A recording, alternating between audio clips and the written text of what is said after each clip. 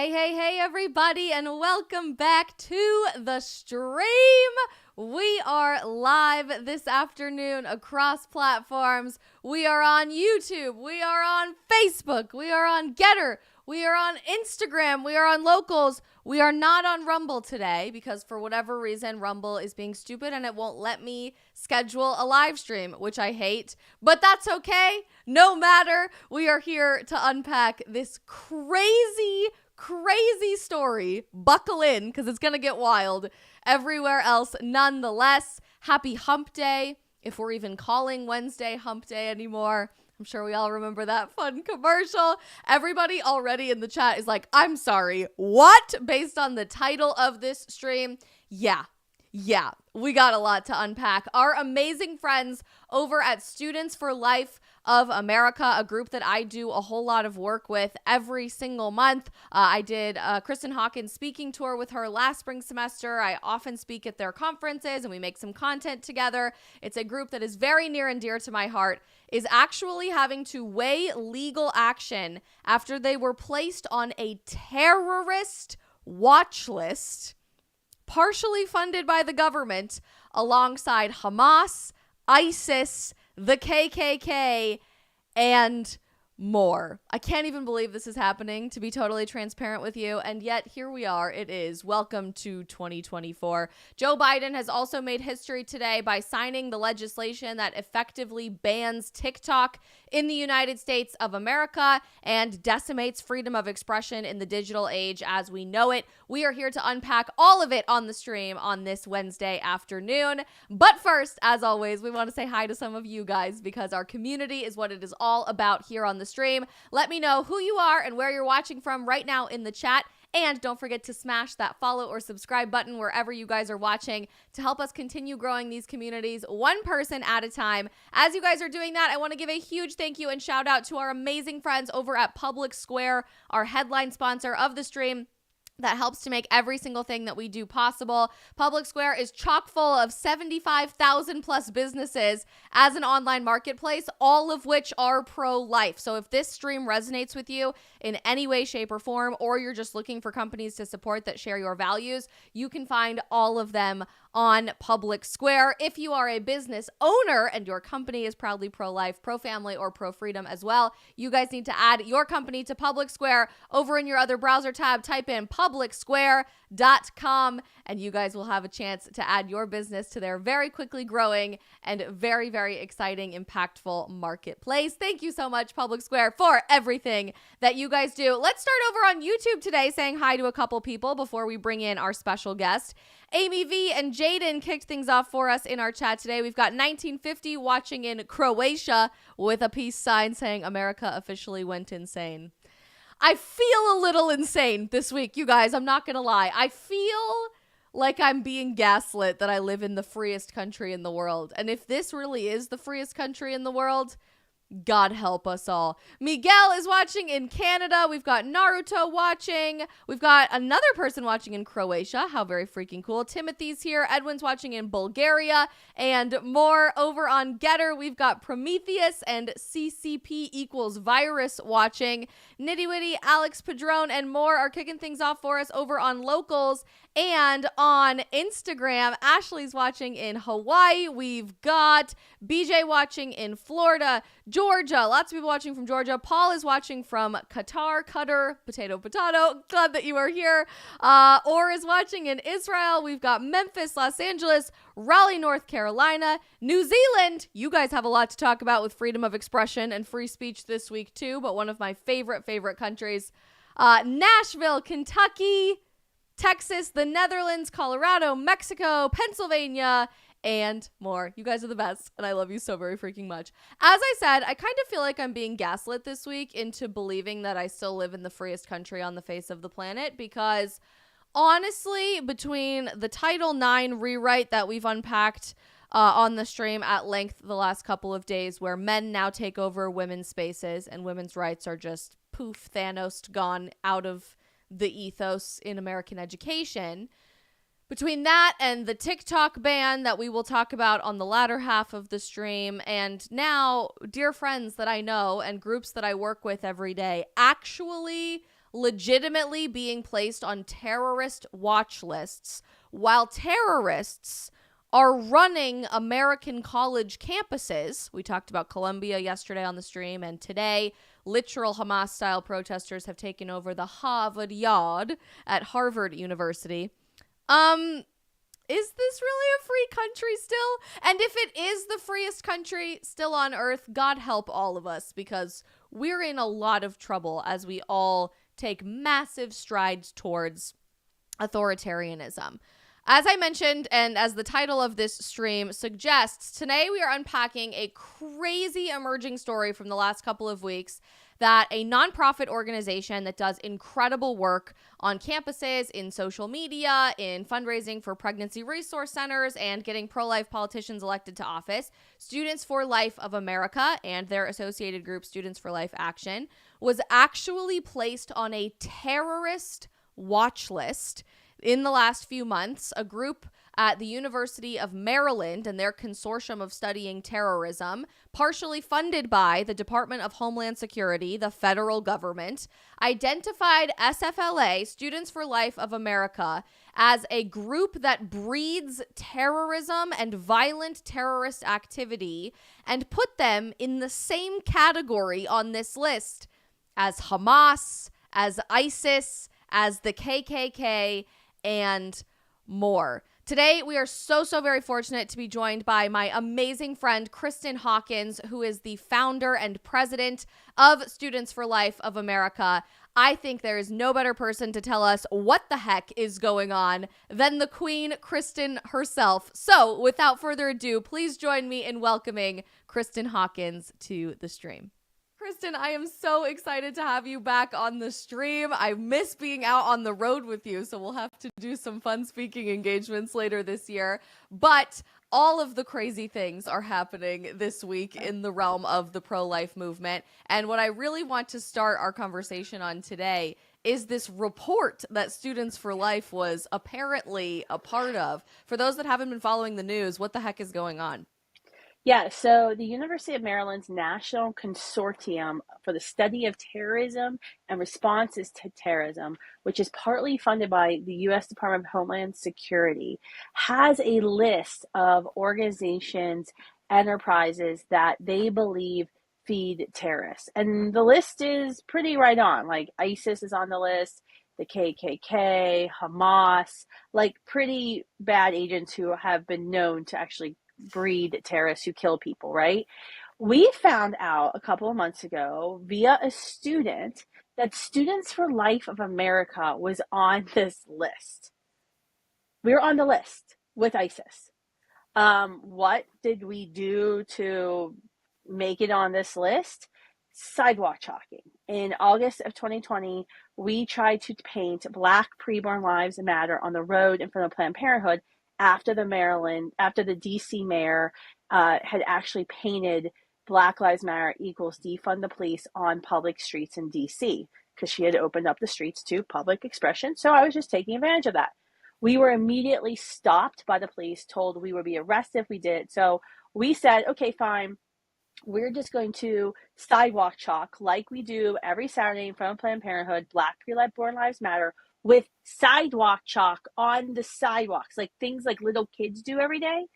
2 of our students were arrested for sidewalk chalking. We are now in federal court. We have sued the city of Washington, D.C. for a First Amendment rights violation, because they did. It's like, it was unanimous from the appeals court when the city of D.C. tried to get the case thrown out. The appeals court said, no, this absolutely is a First Amendment free speech violation.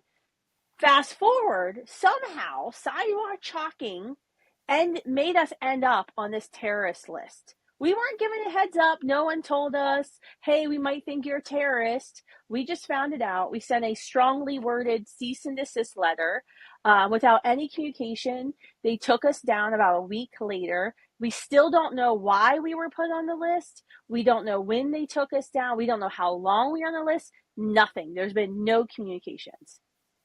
So just to unpack this a little bit further, this is put together by The University of Maryland, but in part, this database, this list of Yes. known terrorist organizations across the world, is funded by the United States government. Yeah. Yes, the Department of Homeland Security. And they had the audacity to suggest that two college students writing in sidewalk chalk on a public sidewalk in Washington, D.C., that essentially Black Lives Matter is the exact same thing as being a part of ISIS and or Hamas and or other known terrorist organizations. Literally. Like, I can't even make this insanity up, Isabel. Can't make it up. I can't even begin to wrap my head around how blatant that is. Obviously, we Yeah. know that the government has gone out of their way to call Yeah. pro-lifers extremists over the last couple of years. They're attaching all of these crazy labels to those of Yep. us who are pretty outspoken in the pro-life movement, but to actually suggest it's on par with Yeah. ISIS and Hamas, do you predict that more of this is going to keep happening? Absolutely. If Joe Biden is reelected, we will start to see, I believe, mass arrests and prosecution of pro lifers across the country. How would I make such an Wow. outrageous statement? How would I come up with that? Well, they've already started to do that. We have more than 15 individuals now, some of them grandmas, one a Holocaust survivor who's sitting in jail, who has been charged with violating the FACE Act for having the audacity to pray in front of an abortion facility, who, when the sentencing comes down in the next couple of months, will likely be sentenced to 10 years in a federal penitentiary. Like, they have already been charged and they've already been found guilty. We are waiting on the sentencing to happen. It's unbelievable. Like, this has already started to happen. And this is, I mean, when you think about what the Biden administration has been doing and the extremism that they're moving towards, I mean, they have been very clear. If they win the House, if they win the Senate, if they win the presidency in November, they want to pass what's called the Women's Health Empowerment Act. They call it, their layman's terms is codifying Roe. It doesn't codify Roe. It goes far beyond Roe. It would allow abortion in every state. It would force abortion in every state in our country up until the moment of birth, taxpayer funded, and it would also take away the conscience rights of students. I'm sorry, of doctors, of nurses, to not have to perform abortions. Like, they won't have any conscience rights at all. Like, they will have to commit abortions or they will lose their job. Do you think the average voter is just so unaware of how much further it goes because of the clever branding of Codify Roe, or I've seen Roevember 2024 trending on social media? I don't think the average American even No, knows that that's the no. substance of what they're trying to do here. No. Oh, no, no, no. When they say codify Roe, and when you ask, and you know this, Isabel, be on campus with me, when you ask people, what do you think Roe versus Wade was? And they'll say, oh, abortion in the first trimester. And then you say, well, actually, there was a companion case, Doe v. Bolton, allowed abortion up until the moment of birth using a loose definition of a mother's health. And so then you tell people you on Roe versus Wade just by giving them the full picture of information. That's why when you see polls about, oh, the vast majority of Americans support Roe. Okay. Do they actually know what Roe was? And that's the same thing that we're seeing here. It's a sleight of hand. And I think this is terrifying because you had peaceful pro-life students with sidewalk chalk, things that toddlers are armed with in the District of Columbia every day and go onto their sidewalks, being listed as potential terrorists. And then we're not even told, how did you make it on this list? You know, why did you make it on this? It's terrifying. What next steps do you think the pro-life movement needs to take, especially as our country becomes very convoluted in the world of actual terrorism? We talked yesterday Yeah, on the stream about Columbia University and all of the crazy stuff I happening there watched on that. campus. How do we prevent that narrative from continuing to take fire, or is there anything we Yeah. can do? There's a lot we can do. I mean, I think we as pro-lifers have to become louder. You can't let what you think is the popular narrative or what the Inside the Beltway political consultants tell us is the popular narrative to silence our views. We are entering a time in the pro-life movement of persecution, I truly believe. And this will be the time that we are really challenged. I think it's hard for especially Gen Z pro-lifers who only remember the pro-life movement winning. They don't, Yeah. if you've only been involved in the pro-life movement in the past 4 or 5 years, you only remember all of the wins. You don't remember the, Supreme Court rulings in the 90s where Roe was reaffirmed, and where we thought Roe was going to be reversed. You don't remember when the FACE Act was passed by Republicans and Democrats in Washington, D.C., making it a federal felony to pray from abortion facility. And so I think we have to embrace the fact that we are entering a period where we will be persecuted for our beliefs, and we can't let that silence us. In fact, that means we have to get louder.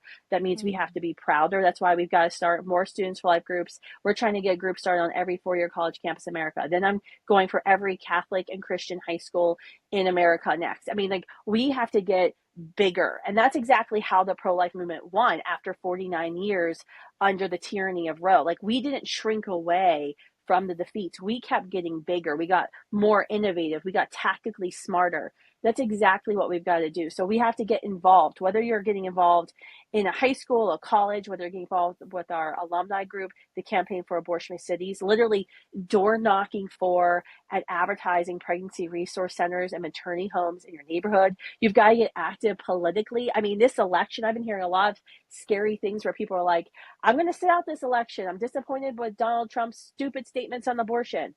Me too. But that doesn't mean we can sit out in this election. There are big things happening, and we need courageous Republicans to be elected in the state houses, in Congress, and in the presidency. And even if somebody isn't like doing everything right when they're talking about abortion, and you know who I'm talking about, we still have to figure out strategically and tactically who are the best candidates who are going to advance this cause. I mean, Donald Trump is wrong when he says abortion is not a federal issue. Today, the Biden administration is at the U.S. Supreme Court literally arguing that every emergency room across the country, even in the red states, should be forced to do abortions. ER doctors should be forced to have to commit abortions if a woman walks in, and even if she just says, I feel like I'm going to kill myself because I'm pregnant, they'll be forced to have to do an abortion. That's literally what they're arguing. I'm so glad you brought that up, because literally today, as we are doing this live stream, the Supreme Court of the United States is hearing this case, State of Idaho versus the United States. And basically the trigger law that went into effect in the state of Idaho after Roe v. Wade was overturned says no abortions basically all the time. There are, of course, nuances there in the state of Idaho, which is great. I was born in Idaho. I spent several years growing up there. I know you have some special connections there too, and I think they really are leading the way. Yeah. But now you're telling me that the Biden administration is trying to do sort of a backdoor bait and switch to say, no, actually, even if there are no abortion facilities, even if OBGYNs aren't performing abortions, we're going to force ER doctors to do that in the emergency room. Yeah, they're trying to use a law that ensures that anyone who walks into an emergency room gets care. And that's a good law, right? That no matter your capacity to pay, if you walk into an emergency room and you're experiencing a life-threatening situation, the emergency room has to treat you. They can't be like, oh, you don't have any money in your bank account, sorry. That's a good law. They're trying to use that law to force every ER in the country to commit abortions. And they're lying about it. Justice Sotomayor, just like moments ago, said that all these pro-life laws that we've passed across the country in states like Idaho, my future home state, I'm building a house there right now, doesn't have an exception for the life of the mother. That's not the case. Every single state that completely prevents abortion or has a strenuous prevention act for abortion has an exception to save the life of the mother by performing, at minimum, a fetal-maternal separation, which isn't directly like inserting digoxin into the womb and causing a heart attack in the baby and killing the baby. It's delivering the baby, even if we know or have strong feelings that the baby may not survive because the child isn't developed enough. That's usually in late in the second trimester, early third trimester. Every pro-life law has that.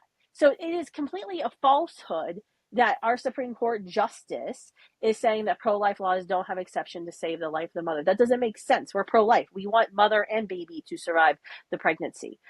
So it's unbelievable, but I think it demonstrates so perfectly to the rest of America, and tragically at the same time, that abortion is very much a federal issue. The Biden administration has made abortion a federal issue, whether it's using the Department of Justice to go after grandmas and a Holocaust survivor to put them in federal prison for praying in front of an abortion facility, using, the Department of Homeland Security to now list us as terrorists, whether it's using the HHS to take and strip away the rights of nuns to have to now pay for abortion-causing drugs in their health care plans, or taking away the conscience rights of employers, or now the Department of Labor that recently ruled that every employer in America must give paid medical leave to their employees when they go and kill their child in an abortion. Department of Education, which just stripped out all Title IX regulations. Like, where are the second wave feminists, by the way? The thing that the feminist foremothers fought for, right? To ensure that women have equal access to sports and scholarships. That's all gone. It's all gone. And a lot of it's related to abortion. And so, like I said, Donald Trump is wrong when he says abortion's not federal, because he ain't looking around at what's going on. But forgot about the Planned Parenthood. I don't even know if you covered that. Planned Parenthood's new annual report came out last week. They received a record-breaking $700 million from taxpayers, are now committing 392,000 abortions a year, more than any other entity in the world. They're killing 392,000 babies. The only services that are up at Planned Parenthood are abortions and wrong sex hormone treatment. Every other good services that everyone says they do are down. 97.1% of pregnant women who walk in the doors of a Planned Parenthood walk out the mother of a dead child. They're like a quasi-funded governmental agency. So abortion is everywhere, sadly, in our federal government today. That's really powerful to hear in the worst way possible, because I think you're right. I think the average right of center voter, I wouldn't even say Republican voter, but just relatively sane person today, is kind of buying into this narrative that, well, it's a states' rights issue. It's always been a states' rights issue. That's why we overturned Roe v. Wade and we were done. Poof, the problem has gone away and now we're all fine.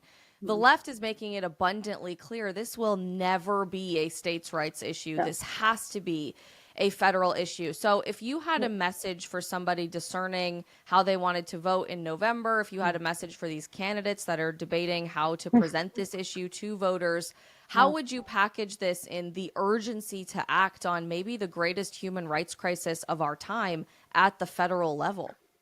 Yeah, I think when you're going to vote, you need to look at what candidate you're voting for, who's going to commit the least amount of evil, who's going to save the most amount of lives.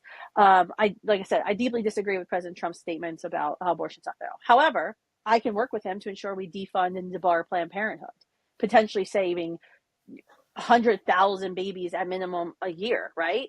Even more. So when I look at Joe Biden versus Donald Trump, the position is very clear. And throwing away my vote and saying, oh, I'm going to vote for a third party candidate, or I'm going to write in somebody who has no chance of winning because I'm going to stick it to the man and show him my one vote matters. Okay, but what have you done? When you're thinking about abortion, and I think that's what's so hard when pro-lifers, when we engage politically, when we get betrayed, right? We have Republicans who get into state office or federal office who then betray us, and they're like, well, who else are pro-lifers going to vote for? They're going to vote for me because even if I betray them a little bit over here, I'm 100% better. And I think that means we have to keep the pressure up, and that's why I engage in primary races, and I'm probably the most hated person within that Republican pro-life circle on most days. I was engaged in the Pennsylvania primaries, and I got some angry calls from people yesterday of, well, why are you engaging this person? I'm like, well, this person kind of betrayed us. They voted to fund the University of Pittsburgh and Harrisburg, and University of Pittsburgh is working with the NIH to commit research on babies who've been aborted, whose hearts are still beating. So yeah, if you're a Republican, say you're pro-life, and you vote to fund the University of Pittsburgh, you betcha I'm going to come after you and educate voters about what you really did in Harrisburg. And so I think we have to hold these elected officials who say they're pro-life accountable, because we don't want just politicians. We in the pro-life movement are looking for leadership and leaders. But I don't think throwing away our vote or simply saying, well, I'm going to abstain from this race is going to help either, because at the end of the day, someone is going to win. And I need to ensure the person who wins is going to save the most amount of lives, even if I may not agree with that senator or representative on every position they take. I need to vote for the person who's going to end the most amount of killing. I'm noticing a really powerful opportunity right now going into November as well Mm. to reach people who historically haven't cared about the Yeah, abortion issue, but now are starting to pay attention because Joe Biden and their administration and just the left at large is going way too far, abundantly yeah, too far in everything that they claim to be fighting for. extra. What do you think is the easiest way to engage those people and make them realize this is an issue that affects all of us? Mm. I mean, I think you can start. I mean, it depends on what issue you want to start with. If you're talking about just simple socialism that the Biden administration has brought to America, I mean, I think you can talk about like, hey, we want people to have good wages. We want people to be able to support their families. I'm a big fan of ensuring that families can only need one person working, so the other parent, whether mom or dad, can stay home with the children, homeschool the children, keep their kids out of public school, right? But we need to be smart about how we do it. Like you have states like Mm. California that are putting a minimum wage, right? That's completely out of line of what business can afford, and then people lose their jobs. And so I think it's having simple conversations with people of like, what do you care about? And let's look at the ridiculousness of the Biden administration's policies that may sound good on the news when you have like a 10-second soundbite, but when you play them out just in a few moments in your head, you start to realize, wow, the practical application of these policies actually hurts more people. And the reality is they don't care. They don't care it hurts more people, because at the end of the day, when you look at the Democrats and you look at liberals in general, when you think about their political philosophy and how it leans into socialism, if it's not just flat out socialism, the ideology there is, what do you produce for the state? It's Mm. not embracing your potential or your value as a human being. The question always comes down to is, what do you give to us? What are you going to do for us? That is the core of the liberal ideology and their political philosophy. And I think when we're talking as conservatives, what we don't talk enough about, and you and I have talked about this on campuses, when we're basically representing a lot of conservative policies, even beyond abortion, when we're talking to young men and women on campus, is we need to be starting in the conservative movement, and a lot of conservatives do this, starting with the very beginning, that every human being is valuable and it's been made in the image of the creator, and we should respect that human being, and government should serve that human being and make sure that human being has the right to life, liberty, and the pursuit of happiness. It's not about what that human being will produce for society. That's not how that Mm. human being gets their value. But I mean, you saw it, I think it was Meet the Press a couple months ago, where this liberal reporter in DC, a younger woman, she's probably my age or maybe in between you and I, and she was like, these radical Christian nationalists believe that we get our rights not from the government but God. And she like stopped because she thought she was making like a profound statement, and like that was going to scare everybody. I'm like, yeah, that's what our Yes. whole country was founded on. Like that was literally the point. The fact that you're saying on national TV, you think we get our rights from the government, that is like a recipe for tyranny every single day of the week. No matter where you are in the world, that is a recipe for tyranny. And we're saying, no, that should never be. Hmm. Well, Kristan, I think you and I will probably be the first people in the gulag between our Catholic faith being radically extremist and now our outspoken pro-life views being considered terrorist activity by the government. So it's a good thing we have fun together. I know. I just hope they put us in the same cell together. Yeah, it'd be miserable if we were on opposite ends of the camp. So at Yeah, least hopefully we'll be neighbors. But thank you so much for everything that you're doing and continuing the fight. We will obviously be monitoring this Idaho case very closely, yeah. as well as any ongoing attempt by the government to silence Students for Life. But is there anything around the horizon for you, for the organization, that everybody should be aware of?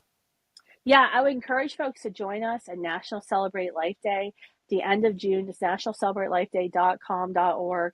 Join us at the Lincoln Memorial to remember the triumph of the Dobbs decision, to remember the millions of children we lost during the 49 years of Roe, and really to declare to the rest of the nation that the pro-life movement is strong. We're not going away, and we're not going to stop until every human being within our borders is protected and acknowledged and has first 14th Amendment rights simply to not be killed. So join us at National Celebrate Life Day, the Lincoln, and we'll have a conference and the gala. Matt Walsh will be speaking. So it'll be a fun time. Love to see you all in June. Amen, Kristan. We're not going anywhere. Thank you so much for joining us, and we'll have you back on very soon. Bye. I love Kristan so much, and I'm so glad she was able to join us for the stream today. But insane, right? I mean, the fact that we're even talking about this, it blows my mind. It blows my mind that literally in 2024 America, a government-funded terrorist watch list will include a group like Students for Life, who I work with regularly, multiple times a week, nicest people you'll ever meet in your life, will include them on a terrorist watch list with Hamas, ISIS, the KKK, etc., after we have already set precedents to arrest, to detain, to imprison pro-life activists in the United States of America and around the world. For what? For praying outside of an abortion facility? For writing something in sidewalk chalk on the sidewalk?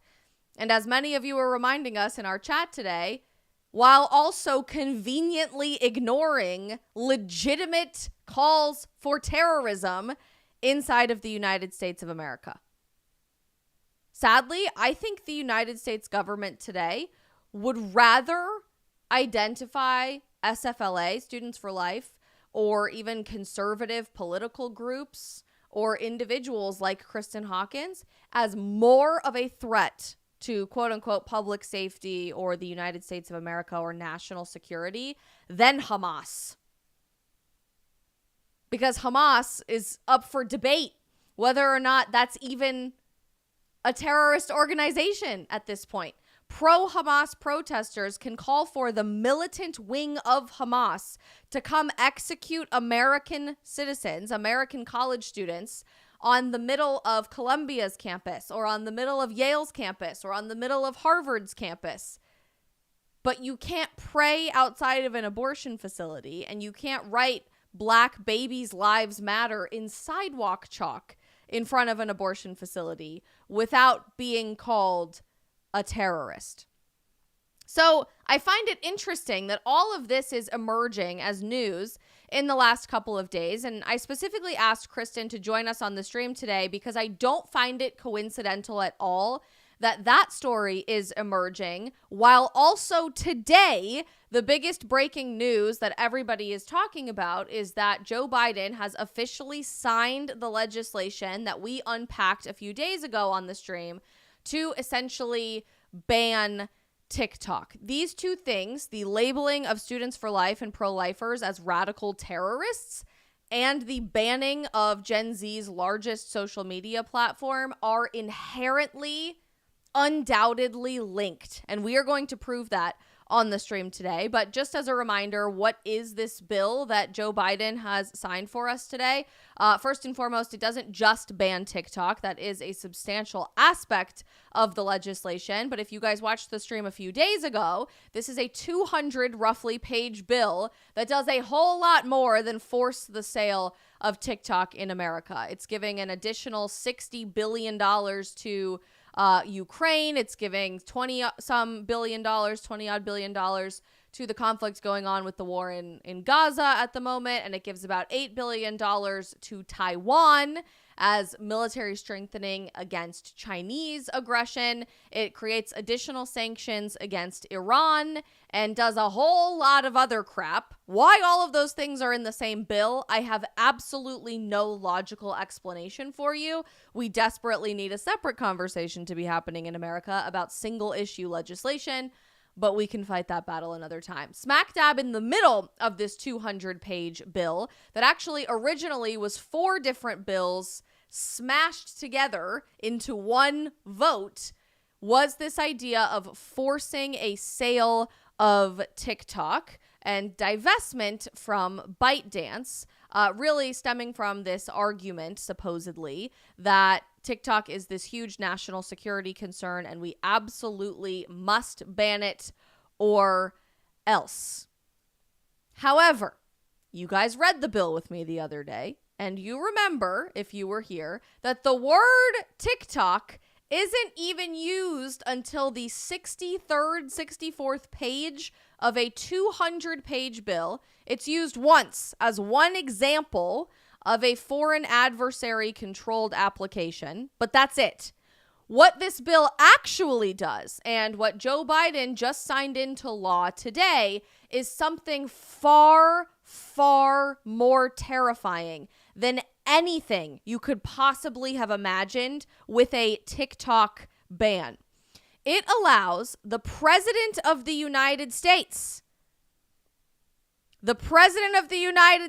currently Joe Biden, to identify a foreign adversary controlled application, which is very poorly defined in this legislation. That doesn't mean an app that's owned by the CCP. That doesn't mean a website that's controlled by Putin's government. There are very, very loose definitions around what constitutes a foreign adversary controlled application, website, etc. This bill allows the President of the United States to identify a foreign adversary controlled application that is determined by the president to present a significant threat to the national security of the United States. And they go on to define that in this particular section of the bill, not just as an app or a social media platform, but a website, an app, a social media platform, a video game, an internet hosting service, etc. So pretty much everything on the internet that remotely has some sort of influence from whatever the president at the time wants to determine to be a foreign adversary or a threat to national security can be regulated by that guy, the one person who gets to make that distinction, and shut down because our safety, because protect Americans, because national security, whatever the hell those two words smashed together are supposed to mean these days. In plain English, not in legislative speak, what does that mean? If Joe Biden thinks that anything on the internet presents a threat to national security and is considered to be a foreign adversary to the United States government, he can essentially shut that down. One of you in our YouTube chat said something the other day that really struck with me when we were going through this legislation before it passed, well before the House even voted on it, that you saw this as a Trojan horse for the election in November, that Joe Biden could essentially just censor anything that is anti-Biden or anti the Biden campaign or Biden administration as against national security or a threat to national security, because he's the sitting president and he's the guy who gets to make that jurisdiction known and acted upon now that this bill has been signed into law. This is so much bigger than banning one social media platform. And I've been ringing the alarm bells as loud as I possibly could for the last 9 months to a year or so on just how terrifying a TikTok ban actually is. Because in every single piece of legislation that has even questioned, should we ban TikTok, the word TikTok is either never used or used one time, as it was in this bill that just passed. And in reality, what these bills do is give complete, unfiltered, unregulated jurisdiction to one guy, in this case, Joe Biden, to police the internet for anything that is determined to be against national security. Why does that matter? And why should that make the hair on the back of your neck stand up? It's not just policing Chinese propaganda. It's not just policing Vladimir Putin propaganda. It's not just policing Kim Jong-un propaganda. I think that's where our brains logically go when we think against national security, when we think foreign adversary. But as I've reminded this stream, I don't know how many times, I'm losing count at this point, infinite times, under current U.S. law, because of the Patriot Act passed in the early 2000s, American citizens can be considered foreign adversaries to the United States government if they are acting against national security.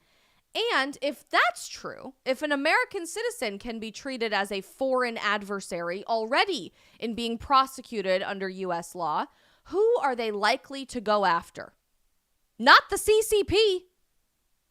If this administration and Congress actually cared about national security as it pertained to the Chinese Communist Party, we would be shooting down spy balloons when they fly across the entire length of our country instead of making memes about them. We would be outlawing the Chinese purchase of millions upon millions of acres of farmland in this country. Or, I don't know, call me crazy, call me a little bit more creative than our government. If we really cared about the CCP accessing your data, we would be making it illegal for any party to sell your data to the CCP. Parties like Meta and Twitter and Google and Airbnb and American-owned companies that are all selling your data to China. So we know it's not about that. We know it's not about national security at the global level with actual foreign adversaries. So if it's not, who is the threat to national security? If it's not the CCP, if it's not Vladimir Putin, if it's not Kim Jong-un, if it's not the Castros, who is it? American citizens. And who is it most likely to be? Those of us that are already being targeted by the federal government as threats to national security, as terrorists, as extremists. For example, Catholics like myself, who we already know have been targeted by the FBI as being called radical extremists, radical traditionalists, and being put on watch lists for how often we're going to Mass on Sunday, because the more often you go, the more of a threat you pose to the government. Or maybe pro-lifers, or people who do work with organizations like Students for Life, who already have been found to be placed on government-funded terrorist watch lists. Or maybe, depending on who you vote for in November, you might be placed on a terrorist watch list or considered a national security threat, and your entire digital presence could be erased from the ethos of the internet at the snap of Joe Biden's fingers, Thanos style. Because guess who gets to answer and ask those questions of who even is a national security threat? Joe. Not even the government at large. One guy. This guy. Are we sure that banning TikTok was a good idea? Do you hear me now that this has already happened? Cat's out of the bag. Can't put that back in the box. Now do you hear why we are wildly concerned about this? And why this essentially erased freedom of speech in the digital age entirely today? This is not just about TikTok. Even if it was, that would be pretty messed up and it would be stupid. Because there is already legal precedent in the United States of America under constitutional law and previous Supreme Court cases that the First Amendment is not designed to protect Americans' free speech from a company. The First Amendment is designed to protect Americans' free speech from our government. Back in the Cold War, 60 plus years ago, the Supreme Court had taken up a case where Americans were receiving Russian propaganda. They were asking for it through the mail from the Kremlin. And the United States government tried to halt that mail from being delivered to U.S. citizens. The Supreme Court ruled then, 60 plus years ago, that was a violation of the First Amendment because the United States government cannot prevent Americans from accessing information at our own will, even if that information is deemed to be foreign propaganda. So I'm hopeful that this TikTok ban on the guise of national security is appropriately challenged in federal court, and we have legal precedents in the Supreme Court of the United States for how to deal with this. But this bill isn't just about TikTok. Clearly, this bill is about allowing the President of the United States, in this case, Joe Biden, to identify websites, apps, video games, internet hosting services, software, etc., that present a significant threat to the national security of the United States and silence them. And silence you. And where I'm really frustrated, to be totally honest with you, is that half of us, more than half of us, applaud this. We cheer for it. We beg for it. We say, please ban TikTok because China. I don't really have the emotional wherewithal to explain why the China argument is BS anymore. We've done it 45,000 times on this live stream. But I hope you know what you just asked for. I hope you know what you've been begging for. I hope you know what banning TikTok actually is going to do to our freedom of expression. Because this is the first step on the all-out sprint, marathon sprint combined to 1984. And we're asking for it.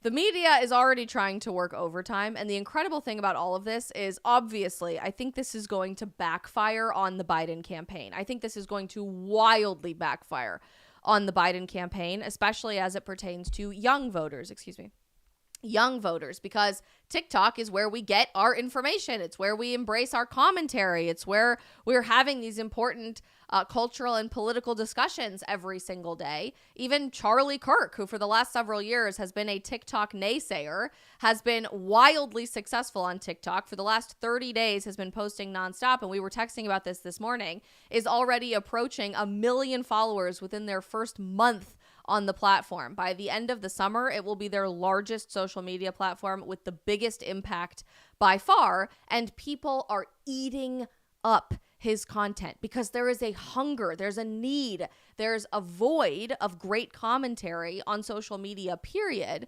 But when good people telling the truth are willing to stand up and fight for it, to go where culture is and change it from the inside out, we see the results of that happening in real time. And Charlie has been an incredibly outspoken advocate this week against the TikTok bill and towards freedom of speech.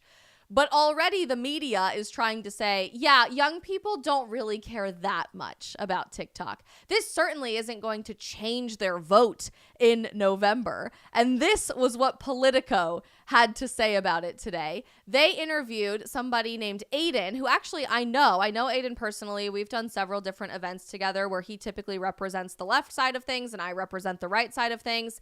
In 2020, Aiden joined I believe he was named on the Forbes 30 under 30 list because he started this organization called TikTok for Biden in 2020. And he since has changed the name of the organization in the last couple of years to Gen Z for Change. And he specifically had not yet endorsed Joe Biden for re-election. Within a span of just one presidential election cycle, this young man, who was all for Biden in 2020, started an entire nonprofit organization for him, refuses to endorse Joe Biden's re-election campaign because he knows just how dramatically terrible that would be for our generation. He said that the bill to ban this app would be a total unforced error. But the Biden campaign now has to work overtime to say even our diehard supporters will still vote for us. Definitely. Don't even worry about it.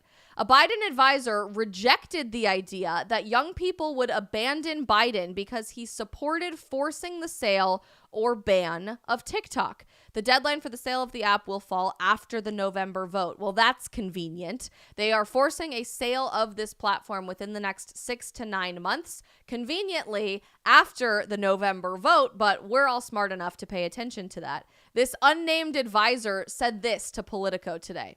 Reducing young people's vote down to the use of a social media app is unserious, inaccurate, and insulting. Election after election, young people continue to show us they understand the stakes of this moment. You know, I couldn't agree with you more, unnamed advisor to the Biden campaign. It is insulting, inaccurate, and unserious to reduce young people's vote down to a single issue. In your case, down to our age, in which you blindly assume that if you are under the age of 45, you are going to support the radical left. That is unserious, inaccurate, and insulting. And I further agree with you on your statement that election after election, young people continue to show us that they understand the stakes of this moment. With this legislation passing, with giving completely unfiltered, unregulated access to regulate the entire internet to one guy who can't even remember his own name, we do understand the stakes of this moment. The 1984 Orwellian-style policing of where we get all of our information in this bill, we do understand the stakes of this moment. Your disgusting weaponization of the justice system in this country to call Catholics, pro-lifers, and moms testifying at school board meetings terrorists while you refuse to police actual terrorism being called for on American college campuses, we do understand the stakes of this moment. And I think that this move by the president today is going to wildly backfire for him in November. But there's a lot of other cards at stake here. There's a lot of other things happening under the table. And I think the easiest thing for us to do now is to feel like it's over. Feel like we should just give up.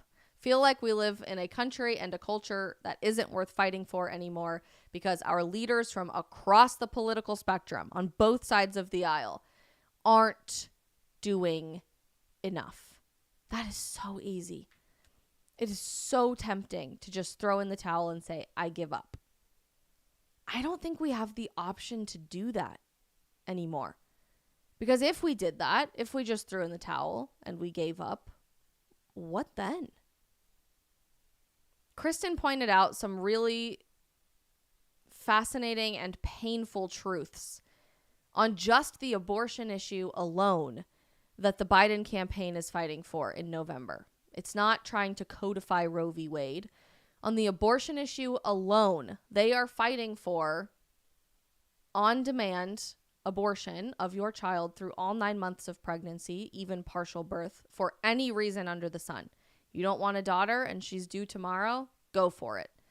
They are funding organizations like Planned Parenthood to the tune of hundreds of millions of dollars a year to perform hundreds of thousands of abortions annually, and now to start castrating children chemically through gender transition hormones as other states make abortion illegal. They're trying to tell doctors who morally and philosophically disagree with the abortion industry that they do not have the legal right to not perform these services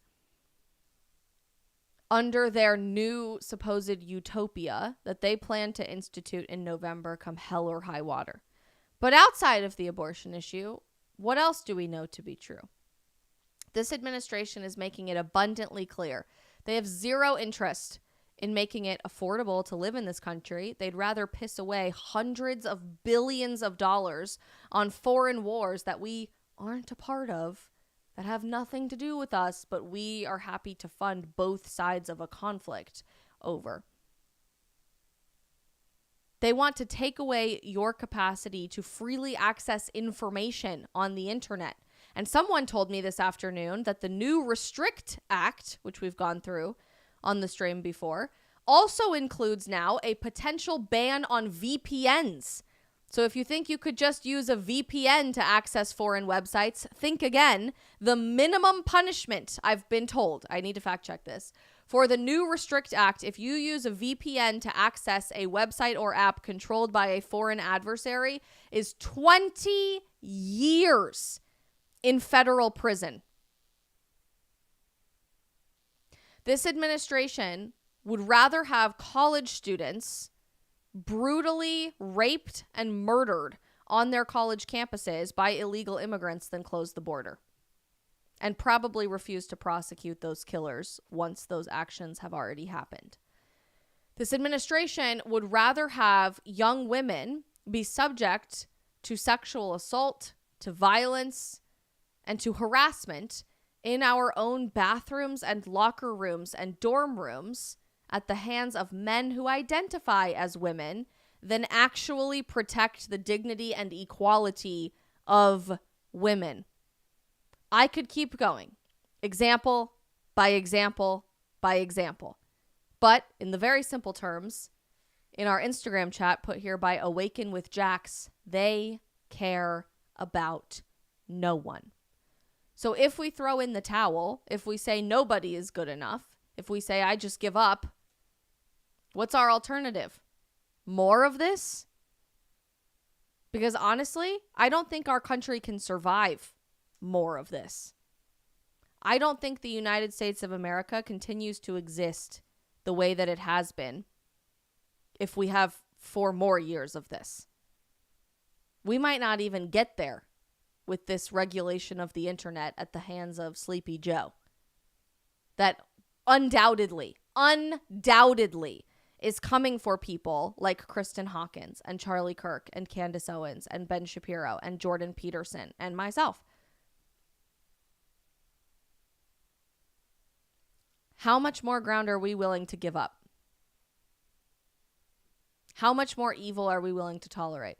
How much more censorship are we willing to embrace under the facade of safety, of national security, of fighting against a foreign adversary?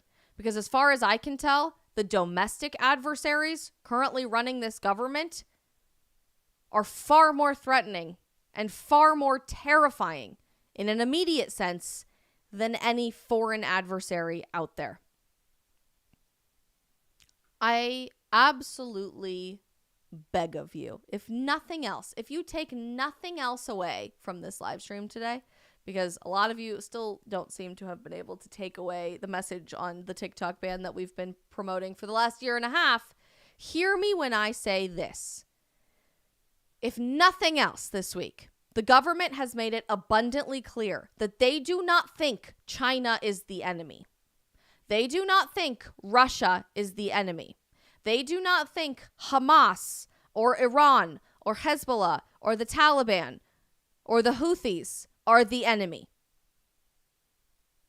They think you are the enemy.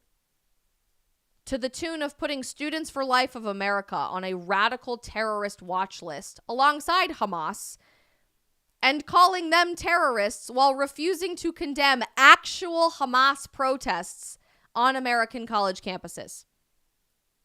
You are the foreign adversary that they are trying to censor and silence. You are the terrorist that they plan on locking up at the first possible opportunity.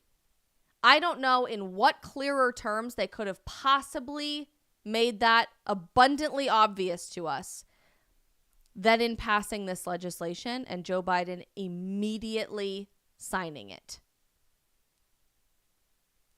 We are running out of time to speak the truth and to fight for goodness. How far are you willing to go in cheering on this type of censorship, in saying this is a great thing? It's only about TikTok. It's only about China. Before you're willing to poke your head up above the crowd and think for just a second what comes next. I highly encourage you guys to check out Students for Life. Kristan mentioned at the first part of the stream that at the end of June, I think it's the second to last weekend of June, they are doing a very cool rally on the steps of the Lincoln Memorial in Washington, D.C. for National Celebrate Life Day. Ordinarily, I would be at an event like that. Unfortunately, I won't be this year because I'm getting married instead. So your girl's a little busy, but I absolutely love Students for Life. They do incredible work. And I'm hopeful to see that they are continuing the fight. They are not going anywhere, and they will keep telling truth come hell or high water. Maze Page, thank you so much for your donation in our super chat. And before you guys go, please, please, please do me a huge favor and smash that follow or subscribe button no matter where you guys are watching to help us continue growing this community, one person at a time. When you feel completely hopeless and that all is lost, you need a little bit of extra guidance, I highly, highly encourage you guys to check out our friends over at Hallow, America's largest Christian prayer app. It has totally transformed my prayer life, and I know it will do the same for you guys as well. And as of yesterday, they just hit 500 million prayers prayed through the Hallow app across the world. How freaking cool. They are offering you guys a very generous 3-month free trial right now if you go to hallow.com, hallow.com/Isabel. I cannot recommend it enough. It has totally changed my life. And speaking of things that have changed my life, my sweet dog's health is so much better than it ever has been before, thanks to our awesome friends over at Rough Greens. If you guys have looked at your dog's food lately, you know that it is more like dead food than dog food, if we're being totally honest with ourselves. And nutrition is so, so important, not just for us, but for our best friends too. My dog Liberty is my best friend in the entire world. Sorry, Brock, and everyone else who might be listening to this, and she deserves nothing but the best. And I noticed her food really wasn't doing enough to keep her healthy. So we did a ton of digging and came across the amazing team over at Rough Greens. Rough Greens is not a complete replacement for your dog's food. It's a supplement to add to it, and it looks just like a protein powder. You take a scoop of it and add it on top of your dog's food. It's chock full of antioxidants, minerals, and all kinds of good stuff to help support your dog's joint health, their bone density, their immune system, their coat, how well they sleep, their energy levels, and more. It has totally made my dog the happiest, healthiest version of herself, and I know that you guys with dogs are going to want to try it too, because it will make your life so, so much better. They also very generously are offering you guys a free Jumpstart trial bag, completely free. All you have to do is cover the cost of shipping. If you go right now to roughgreens.com, ruffgreens.com. We love you, Rough Greens. And go give this to your dog because it's the best thing that you will ever do. We are back tomorrow for the stream with a very, very special guest, my amazing friend Gia Chacon, who is the founder of an organization called For the Martyrs. This weekend is a very, very cool event in Washington, D.C. called the March for the Martyrs. And we'll be talking tomorrow about the state of Christian persecution around the world and how we can continue to fight for religious liberty. And on Friday, I'm going to tell you guys, I was going to keep it a secret, but it's very important and special and fun. We are interviewing the one, the only, the beautiful, inspiring, legendary Tammy Peterson, wife of Dr. Jordan B. Peterson, about her miraculous cancer recovery and her journey towards faith. It is one of my favorite interviews that we have ever recorded, and I cannot wait to share it with you guys in just a couple of days. We are back for the stream tomorrow at 3 p.m. Eastern. Love you guys so very much. We will see you then.